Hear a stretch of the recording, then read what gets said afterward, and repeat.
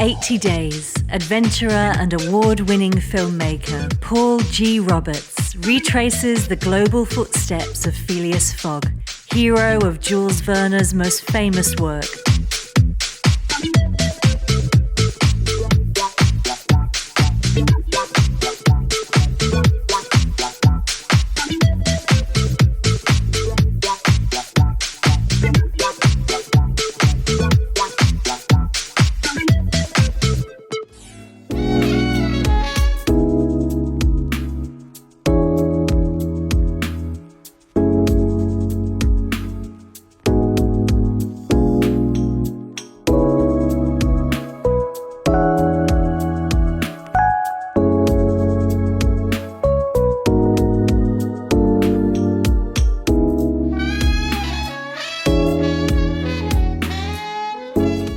So in a travel series like this one, 80 Days, you might think that I would be dipping and diving into what I consider the romance or the glory days of the romance of travel.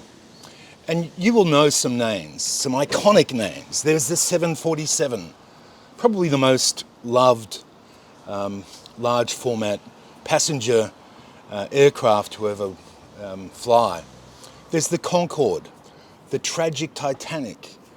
But out of all of those iconic names, there's probably none more iconic and legendary and intrigue-inducing, and it's the Orient Express.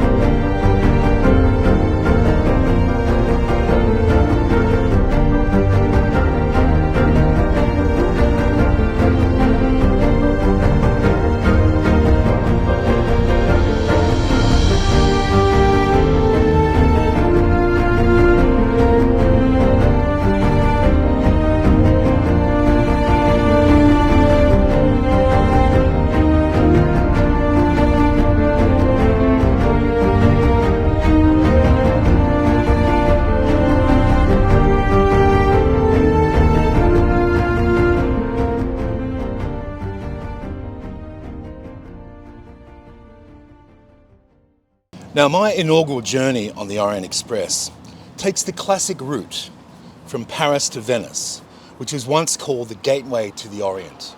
And this breathtaking journey travels through rural French farmlands, past Italian Swiss lakes, Swiss Alpine valleys, across the lagoon into that city of cities, that city of dreams, that mystical city, Venice. Now, up front, I have a confession to make, that the Orient Express never really made it into the original book of 1872. In fact, the inaugural voyage happened a decade later. But in the 2004 film, the Orient Express was made a feature of it, and it's too good a travel icon to miss. So it's going to go into my series, 80 Days, as well.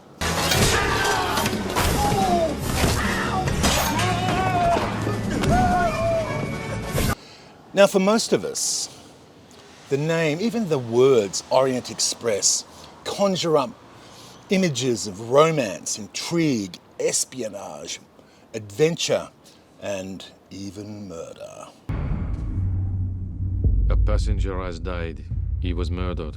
The murderer is on the train with us now. And every one of you is a suspect. Some romantics say the modern iterations of the Orient Express today are a far cry from the original that author Cookridge lovingly and nostalgically wrote about. He said, kings and crooks, millionaires, refugees, big game hunters and smugglers, prima donnas and courtesans, all travelled on it. Tycoons and financiers clinched their deals across its sumptuous mahogany dining tables. Diplomats, spies, revolutionaries on board the train moved secretly to their moments of history. Ladies and gentlemen, you're in distinguished company. Moreover, you're in dangerous company. For you're about to join Hercule Poirot, the international detective no less, in the most celebrated whodunit ever conceived by the mastermind of Agatha Christie. So, for me, a travel buff, if there was to be one name, one entity that summed up the glamour and romance of old world travel, it has to be the Orient Express. It was before the Concorde, before the dawn of private jets and luxury Emirates cabins. Royalty and high society members would travel through Europe, old Europe, mysterious old Europe, on board luxury trains.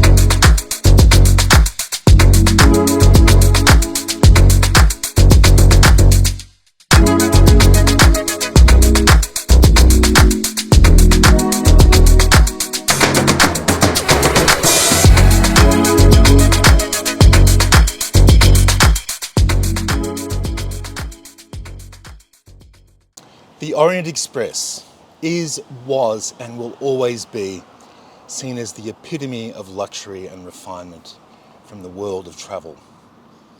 It was back in a time when the mighty Louis Vuitton only made steamer trunks. You know, the kinds that you would take on board the Titanic or the Orient Express. And just like this picture, which is a 1920s, a genuine 1920s vintage Louis Vuitton trunk in monogram, 80 centimeters, Louis Vuitton steamer trunk. And today you can have that for the measly sum of 52,000 American dollars. But the Orient Express was more than just a simple train. It was also an idea, the legendary train linking Europe with Asia.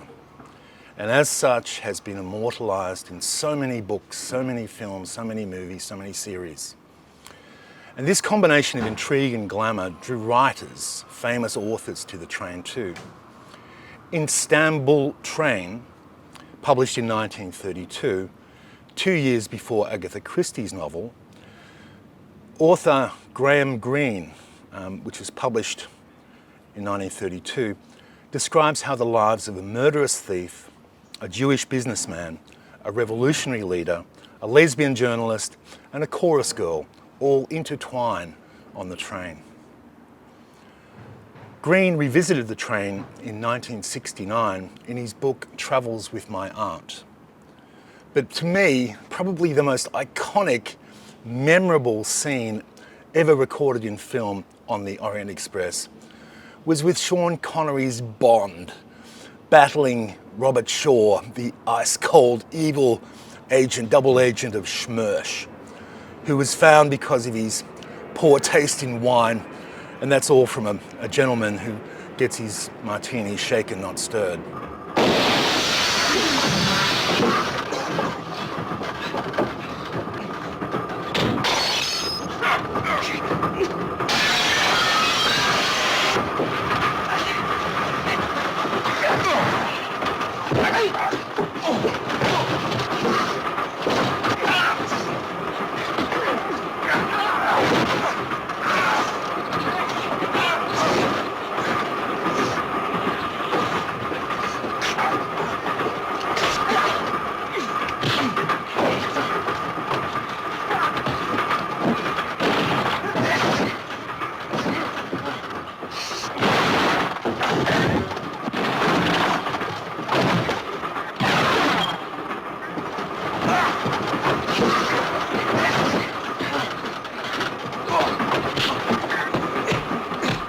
But probably the most wasted opportunity for the Orient Express, in literature anyway, came in Bram Stoker's Dracula, where the 1897 novel used the Express just as a shorthand for speed, as a novelist may have used the Concorde, for example.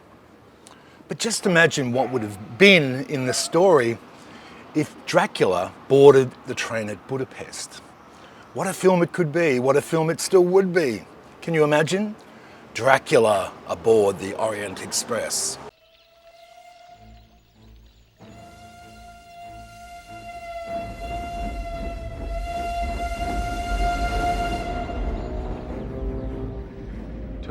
May, Budapest. And more recently, the latest iteration of the legendary train is chugging back into action, big screen action, as director Kenneth Branagh tries his hand at bringing back Agatha Christie's classic murder mystery tale, Murder on the Orient Express.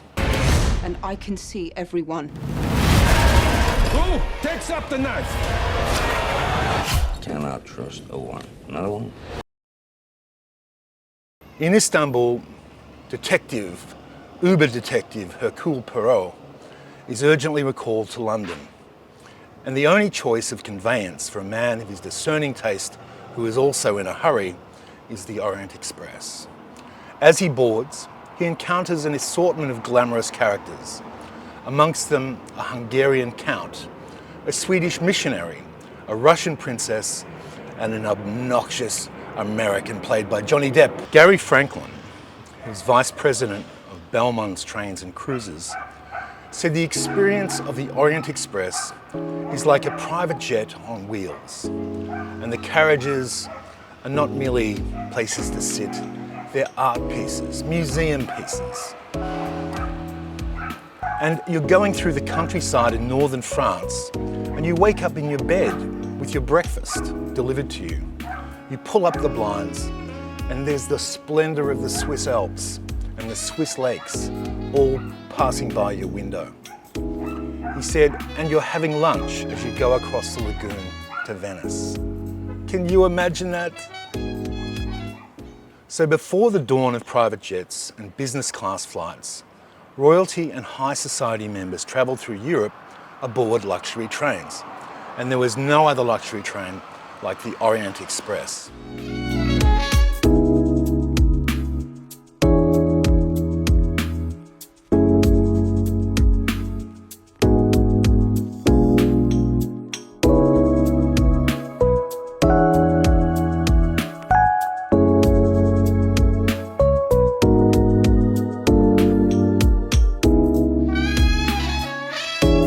But now, anyone can do it. All you need is to be cashed up. And if you're willing to spend $2,300 US for a one-night trip, it's yours. Because that's the starting rate from the Florence to Paris aboard the Venice Simplon Orient Express, a historic luxury train operated by none other than the makers of those steamer trunks, Louis Vuitton Moet Hennessy, with their Belmont-owned travel brand. Other routes cost more, much more. Most trips only last one night. I guess it's bragging rights, what you have to spend to say you went on the Orient Express. Others are longer, such as the popular 5-night journey that retraces a historic route from Paris to Istanbul, which was then called Constantinople. This train travels once a year in August, and the cabins usually sell out 1 year in advance. Prices for the annual trip make the one-night bookings look like a steal. Twin cabins for the run to Istanbul are nearly $50,000 US per journey, while grand suites sell for an eye-popping $150,000. Istanbul, roam the maze of bazaars to the unique Blue Mosque. This must be the city on 7 hills. Your chariot awaits for our iconic Istanbul journey to Paris on the legendary Venice Simplon Orient Express. The evening is our own as we glide through Bulgaria to Bucharest. Let's not miss our royal invitation to Palace Castle. Alight into Budapest, the Queen of the Danube. We'll dance through Italy together and onto the dizzy heights of the Swiss Alps. A romantic stop-off for some bubbles at their origin, before arriving at our journey's end, Paris. But enough about the price points of today's opportunity to travel. How did it all start? Where did the legend begin? Well, come with me on a journey and I'll take you back in time to the 1800s, 10 years after the book Around the World in 80 Days was first published.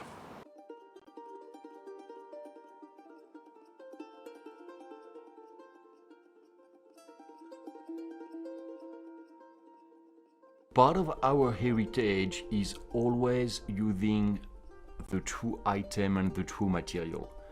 On board of our trains and cruises, we don't have anything fake. So basically every single material we'll use, every single supplier we'll use, every single designer will always be linked to our history, and we'll have mastered the art, being of metal, being of sanding, being of marquetry, being of painting. Whatever the art is, the Venice Simplon Orient Express carriages encapsulate all this craftsmanship. In 1865, a prominent Belgian banker's son named George Knakelmakers first envisaged a train in Europe that would span the entire continent, running on a continuous ribbon of metal for more than 1,500 miles. As E.H. Cookridge writes in Orient Express, The Life and Times of the World's Most Famous Train, it was during a trip to America that Knakelmakers witnessed the many innovations in rail travel there. Chief amongst them, George Pullman's unprecedented, luxurious sleeper cars. And Knakelmakers returned, determined to realise his vision in Europe. In 1883, after a number of false starts, financial troubles, and difficulties negotiating with the various national railway companies, Knakelmakers' company, Internationale des Wagons-Lits, wagon-lit meaning sleeper cars in French, established a route from Paris to Istanbul, which was then called Constantinople. The newspapers dubbed it the Orient Express, though Istanbul was as far towards the Orient as this train would ever travel, and Knakelmakers and the rest of the world embraced the name.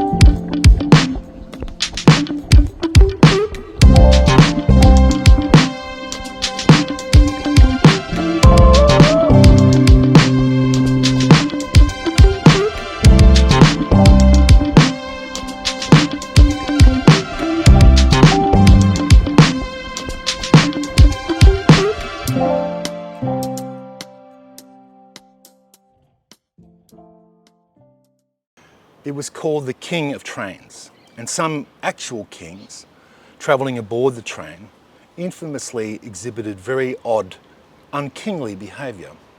Ferdinand of Bulgaria, scared to death of assassins, was observed locking himself in the bathroom. Belgium's King Leopold II rode the train to Istanbul after making elaborate arrangements to infiltrate a Turkish man's harem. The King of Bulgaria, an amateur engineer, insisted that he be allowed to drive the train through his country, which he did at perilous speeds.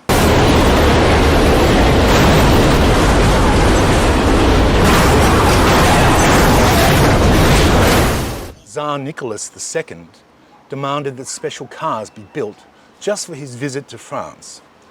And some decades later, the French president, Paul Deschanel, clumsily tumbled from one of these cars in the dead of night, an event that prompted such ridicule that he eventually resigned from politics.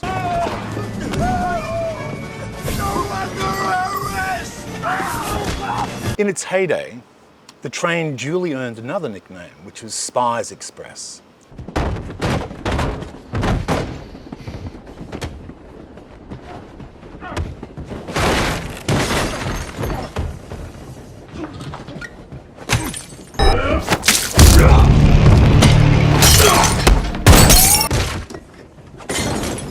Continent-hopping secret agents loved the train, writes Cookridge, since it simply made their jobs so much easier and their travels so much more comfortable. One of the most remarkable of these agents was the English agent Robert Baden-Powell. Yes, that's the guy who invented or created the Boy Scouts, who posed as a lepidopterist, shout out to Kingsman the movie, collecting samples in the Balkans. His intricate sketches of the forms and colours of butterfly wings were actually coded representations of the fortifications he spotted along the Dalmatian coast, which served as a great aid for the British and Italian navies during World War I. Though the two world wars severely limited Orient Express service, a single car played a fascinating symbolic role in both. On November the 11th, 1918, German officers signed a surrender document in an Allied commander's Wagon-Lee car, which he used as a mobile conference room. The French proudly exhibited the car in Paris until June 1940, when Hitler ordered that it be hauled to the precise spot where the Germans had been forced to surrender 22 years before, and there he dictated the terms of the French surrender. 4 years later, when Hitler's loss seemed imminent, he ordered the car to be blown up, lest it become a trophy for the Allies once more. The era of such intrigue and excitement aboard the Orient Express may well be over. I hope not. But in a world that becomes more connected each day, and one which there's no shortage of luxury travel options,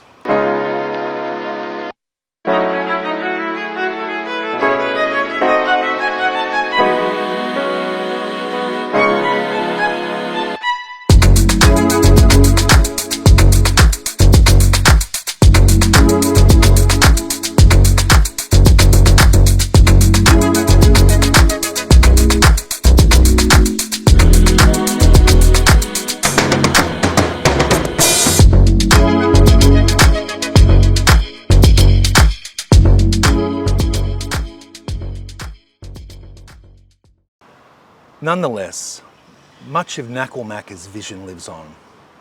No question, it's become the most famous train in history. And perhaps the Orient Express is more than any one train, and is instead a cultural symbol of Europe's history and the thirst for travel. In this way, it's sure to live on in novels and films, and in the zeitgeist for many decades to come.